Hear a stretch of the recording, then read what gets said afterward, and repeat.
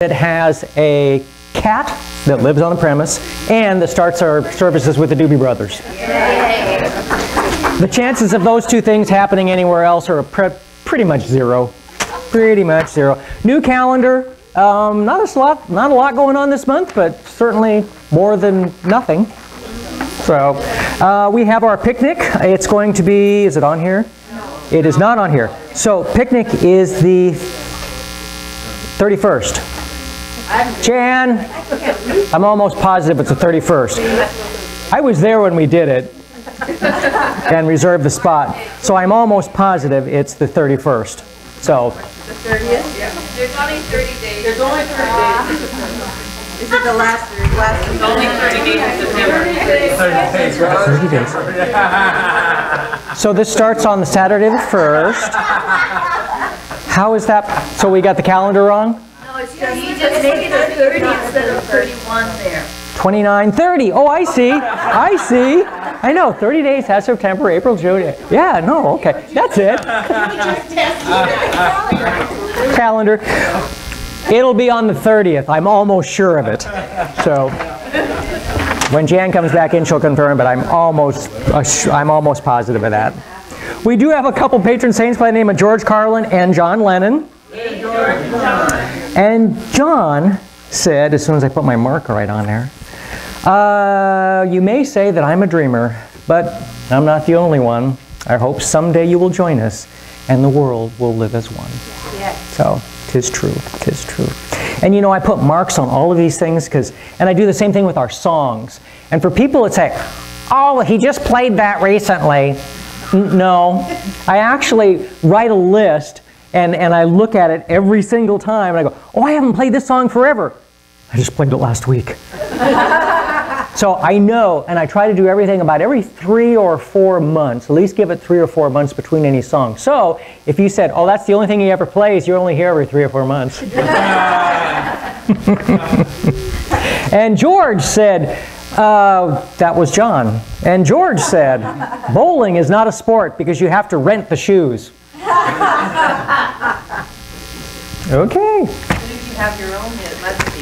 Yeah, it must be. Yeah, that must be the difference. Okay, t-shirts that you can buy, although you may not want to. Or if you do, you may not want to wear them. So, I think the reason we are born with 2 hands is so we can pet 2 dogs at once. I like that one.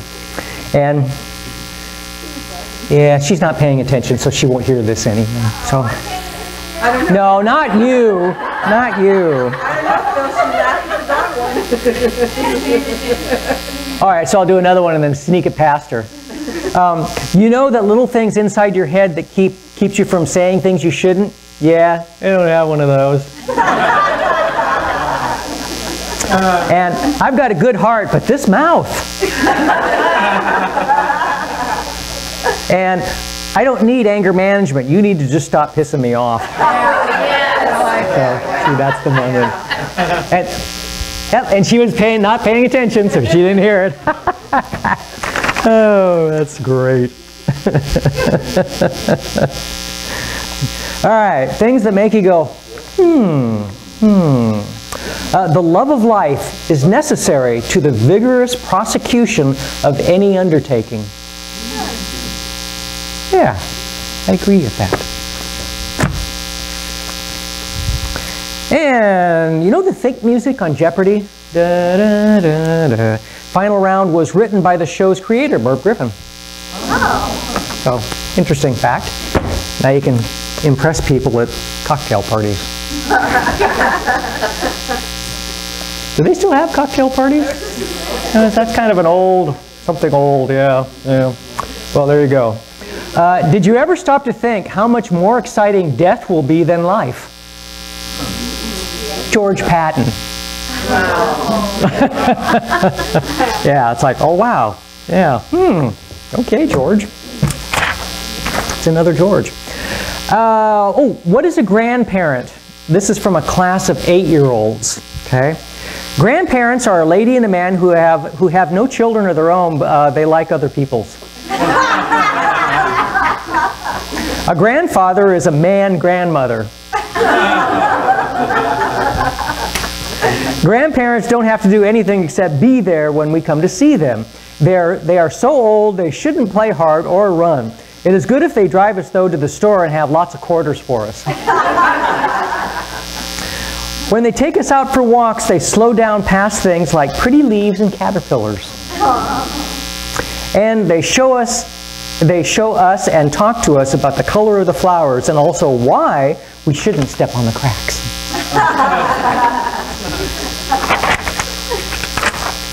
All right. Anything else? Hey, we had a fun luau last Sunday. It was great. People wore luau type dresses, and I had my lei on and Hawaiian shirt, and so yeah, we looked the part. And oh, William and Sandra, glad your place didn't burn down yesterday. Man, did anybody see rattlesnake this morning? It's like burned halfway up. Wow. That was interesting. The preacher says, anyone with needs to be prayed over, come forward to the front at the altar. Leroy gets in line, and when it's his turn, the preacher asks, Leroy, what do you want me to pray for you about? Leroy replies, well, preacher, I need for you to pray for my hearing. The preacher puts one finger in Leroy's ear, and he places the other on top of Leroy's head, closes his eyes, prays and prays and prays and prays fervently for Leroy's hearing. After a few minutes, the preacher removes his hand, stands back, and asks, Leroy, how is your hearing, my boy? Leroy says, I don't know, Reverend. It ain't until next Wednesday.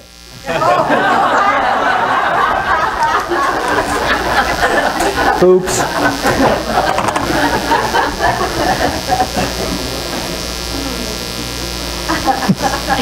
Ooh, I got a smile out of Janny.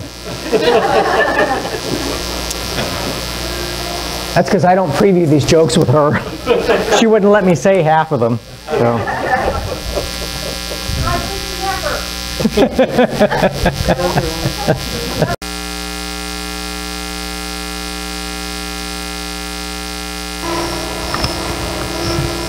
So, Mr. Phil, you did not do the calendar, correct? Did you do the calendar? Why? No, you didn't go. Okay. I talked about it at length about having the wrong date for the 30th, correct? Yes. It's the last Sunday of the month, yeah. All right. Or what? Okay.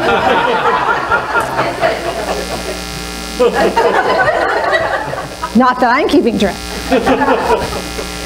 Oh, goodness. You want a toy? Nancy, bless her little soul, she keeps finding these really cool things. These are letter openers. Everybody needs one of those. So I'm going to start them over here. Huh? A bill opener. It's a bill opener. We know what those are. Oh my gosh. Okay, so I kind of sort of have an idea of what we're going to talk about today. Kind of, sort of. Don't you love it? I love it when it happens.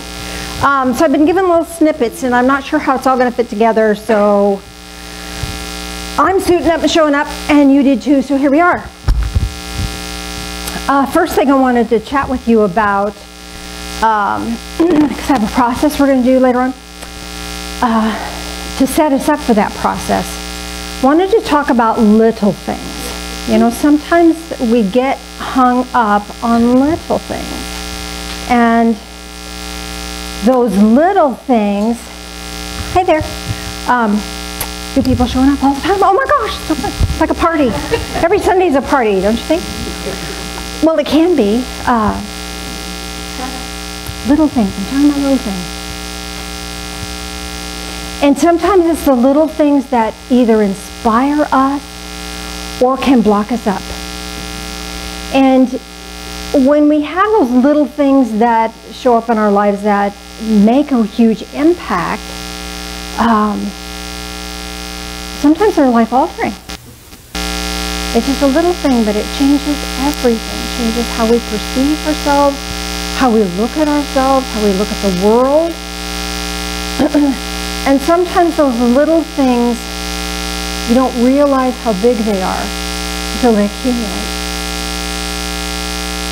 Some of the biggest heartaches in this world are not big things. They're just little things that have accumulated over and over and over and over and over and over and over. And then they breed bitterness and sorrow and regret. Big. And that really affect us for a long period of time.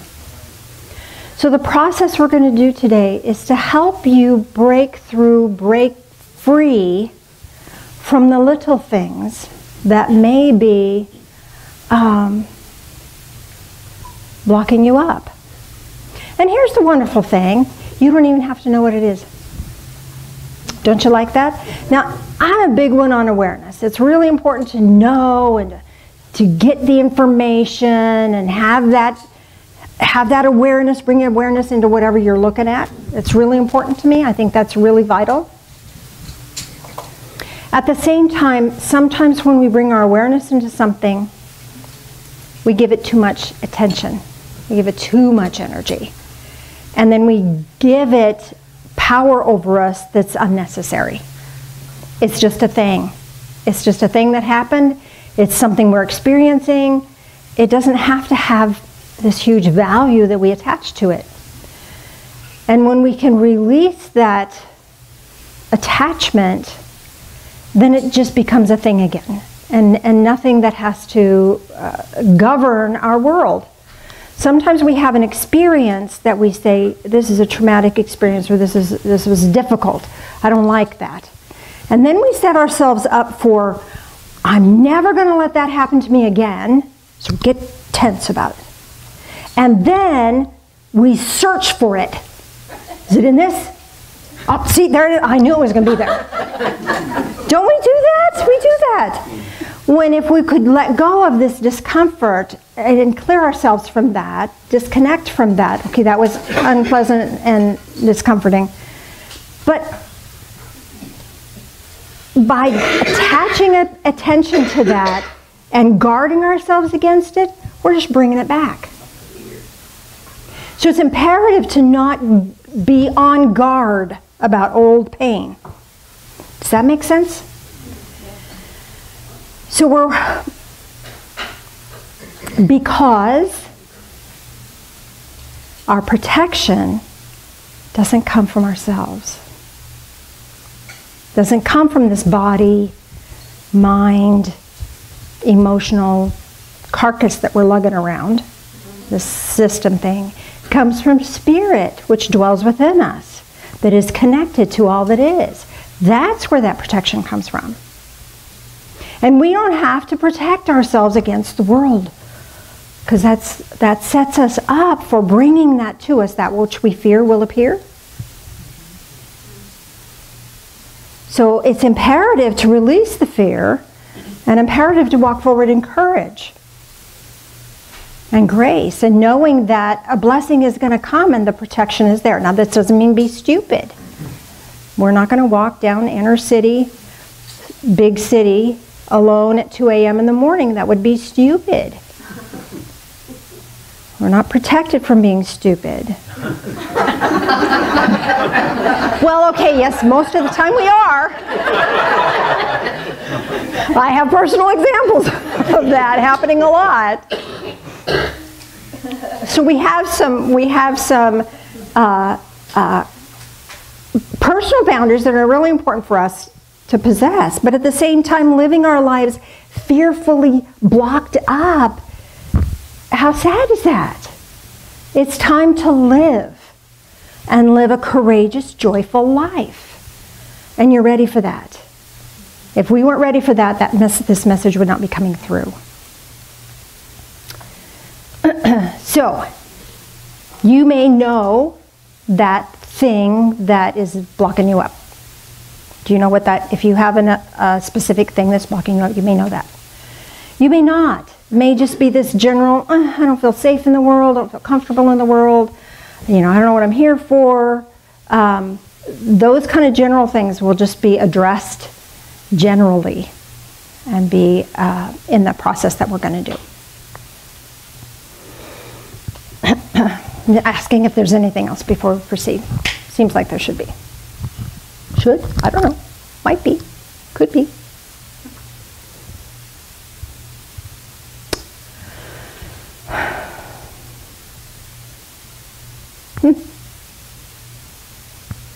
I'm not getting the go-ahead, so there is, but I'm not getting what it is. Yeah? Could you ask about trauma? Trauma. Oh, okay, thank you. I'm asking about trauma. Thank you. Ah, yes. Okay, so trauma. Oh, they have lots to say about trauma. So trauma is this experience when we are out, have no control, and things happen to us out of our seeming sense of control. And that sets us up to be fearful and live in that fearful, oh, I can't do this and I can't do that because this thing could happen. So clearing the trauma is really important for moving forward, because here's the thing. When we're living in fear, especially when it's been generated by trauma, we live in this space where we're on constant alert, high alert, edge, and we're not coming from our source, our center, and our place of peace. Coming from a place of fear. And the very desire to be free of the trauma keeps us locked down and keeps us from moving forward. Because the desire to move beyond the trauma isn't really the desire to move beyond the trauma. The desire is to go back to innocence. And we can't.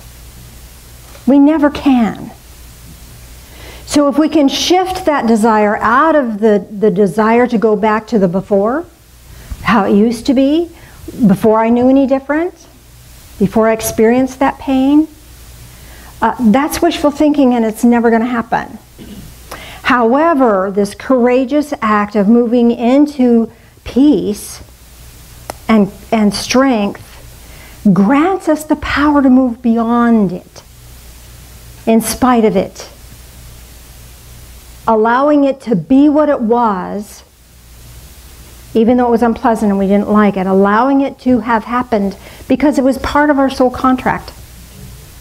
Have we talked about soul contracts before? I think we have. Some of us have talked about that. Well, why did I sign up for that? You know? No one in their right mind would sign up for that crap. Yes, maybe, no. If you experienced it, it was intentional and important for your soul's growth, for your spirit's growth. And maybe your emotional part of you hated it, doesn't want that lesson, doesn't want that experience, can't see any darn good out of that whatsoever. Yet there is a value there. There's a value there. Now, if you have a trauma as a result of somebody else's violence, and there's the people in this room that have experienced that, let me tell you about this cycle of cruelty. I mentioned it briefly last week, but I'm going to mention it again. When people have been traumatized, they will carry it through and they will download their trauma to somebody else. It's how they survive. So their trauma is right up here. And then life happens to them. They have, car breaks down or something, then they're drowning. And the only way they know how, there are other tools other than violence, but the only tool they have in their repertoire is to be violent to someone else. So they're drowning, and their only way to survival is to download the trauma to you. And if you have been the receiver of trauma through violence, you've not only had the violent experience, but you've also had the energetic download of all of their violent experiences that happened to them. They're downloading that to you. That's why it feels so terrible. So what we're going to do today is going to help you move beyond the trauma point, because that's not who you are. That was a moment in time that has gone, and it can flavor the rest of your life, but what flavor you bring to it, what flavor you assign to that is your choice. If you know that this downloading was so that they could survive, that kind of gives it a different perspective. And knowing that the pain and the suffering that you're experiencing, part of that is not even yours. You've just absorbed that because they downloaded it to you. In that moment of an energetic exchange, they downloaded that to you. Now what happens often when there's a download of negative energy and a burst of violence like that, is that the part of us that, there may be a part of us that separates out. And usually it looks like this little glowing ball of light. It sits aside and it stays in time and space and just hovers there until at an appropriate time when we are mature enough, strong enough, powerful enough, we can go claim it and bring it back present tense. So the claiming of that which was before the trauma, you can reclaim that, but it doesn't erase the trauma. Does that make sense? So let me give you an example of that. If you're an empath, I want you to make sure you're really grounded right now. Are you grounded? This is not going where I thought it was going to go, but that's okay. It goes where it needed to go. All right, so everybody grounded. That means your feet are on the ground. Make sure you're touching something that's...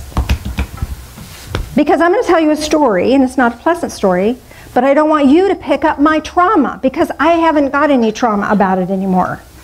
It's just a story. It's just a thing that happened. I don't have any pain or suffering with it, but I want you to know about it, all right? So I was 4 years old, and my aunt told my brother and I, I'm doing this again, Phil. I don't know what to do with this thing. Keeps hurt. Okay.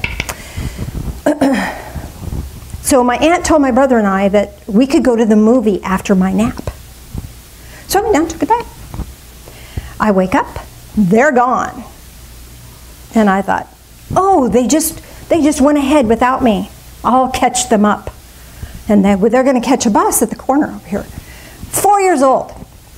So I go across this huge big street, and there's a little gas station on the corner there, and walked up to the street where they catch the bus on the other side, because I know we had done that before. And it was a really busy street, and I started to get afraid. So I headed back down, and the gas station attendant was dirty, and I'm a Virgo. This is scary for a Virgo to have dirt. So he was wanting to help me. Oh, come here, honey, you don't need to go by the street. And I was like, so I started crying, and well, they called my family, because my grandmother lived down the street. So they called my grandmother, because my grandmother always stopped there for gas. Just happened to have her phone number. And so my dad picked up the call. The dad came running down. He was scared for me, beat the living snot out of me all the way home. And then my mother was mad at him, so she takes him, I go in a room, cry. She takes him off and gives him a talking to about disciplining me so difficultly. Well, here I am alone, traumatized.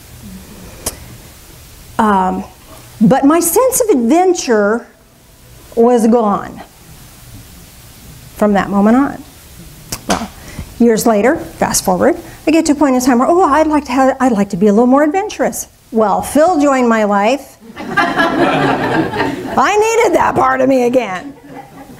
So I imagined myself moving through time and space to that place where the situation was, but I fast forwarded it so that the gas station was gone, and there was nobody there, no cars on the street, it was all vacant, and there was this little glowing ball of light and just hovering there. And I said, are you ready to come back and visit with me? Come be with me again? And it was like, yes, but, okay, what do you need from me? And it needed me to be willing to take a risk. Okay, I could do that, I think. Okay, yeah, I'll try. And so it just emerged into my body and reassembled. And I've been a whole lot more adventurous. Of course, Phil's been the leading edge of that. But we can reclaim that innocent part of ourselves if we want to. And I'm assuming that since they're bringing that up, this is a part of the process we're going to do today. It's not about erasing the event, because I really think that the blessing that I got out of that was that I became very conscious of my world, very conscious of my surroundings. The people in my family tend to be really oblivious. Don't know where they are in space, don't know what's going on around them. So I think it was really important for me to get that piece that I wouldn't have had if I'd been super adventurous and this blatant risk taker. I think that really saved me a lot of heartache in the long run. So there was a blessing for that. So at the same time of reclaiming this willingness to risk, willingness to try something new, there's a whole series of forgiveness things that I had to do about my dad, and forgiveness things I had to do about my mom. Because they were just acting out of their own suffering, out of their own pain. It wasn't my stuff.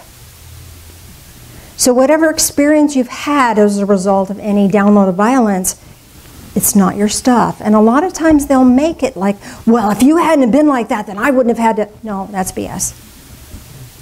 That's baloney. There's no cause for violence. No circumstance. Does that make sense?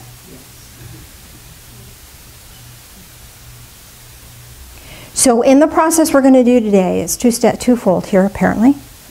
Third thing. So one, you're going to reclaim any aspect of yourself you would like to reclaim. Okay? The second thing is to clear any residual anguish about old issues. Okay? And along with that is letting go of their trauma. Okay? So this is receiving who you are, letting go of your trauma and anybody else's trauma that might be floating around in your cosmic sense of awareness.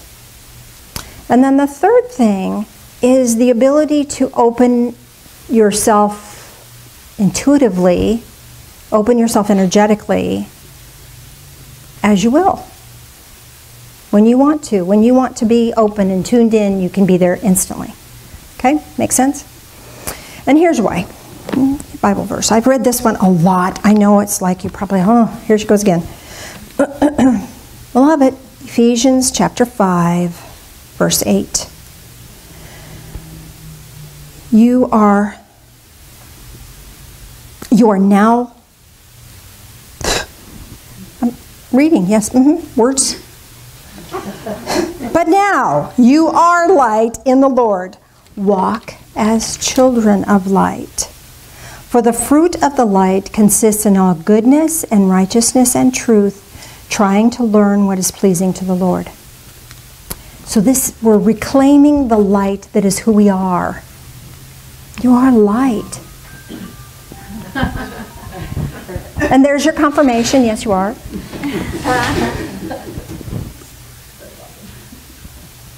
This other stuff is just stuff. It's human stuff, and we are humans. And we're going to make mistakes. We're going to do things that we wished we hadn't done. We're going to do things that we were. It doesn't say you are children of the perfect, that you should be perfect in everything that you say, think, or do. We're asked to be perfect. We're asked to move into that state of perfection. But that perfection is spirit. Spirit is perfect. This body, mind, soul, emotional carcass that we're lugging around is imperfect. So the blending of this perfection that we are and the imperfection that we can be. So we get to be human. But we also get to be pure. We get to be pure light. So where we're going to go today, we're going to do a guided meditation as part of this process, and we're going to go to the Aurora Borealis. So now normally I have you take 3 breaths, take a breath in and release, and have you do that 3 times. Some of you think you can't get relaxed unless you do that now. I want to cancel that. Cancel, cancel, cancel, cancel. Because that's just a mechanism to get you there. A lot of times when we're doing guided meditation here in the Divine Fellowship, we we go quickly and we come back quickly. So it was a mechanism by which I could set you up for the next time you came to services, you'd be ready faster, faster and faster and faster. So sometimes as soon as I say, okay, take a deep breath in, people are already there. Okay, and you may be one of those that's already there. And if you're a new person, you're like, oh, I need those 3 breaths just to get centered. Okay, so whatever you need to do, it's just a mechanism. The centering happens with your intent. The centering into this spirit part of you, this eternal part of you, happens with your intent. And when our intent is aligned with divine source, we're unstoppable. We're beyond suffering. We're beyond pain. We're beyond anxiety. We're beyond worry. We're beyond any trauma that ever happened to us. Does that make sense? So the process today, I think we'd like to have the lights dimmed, if you would please, Mr. Phil.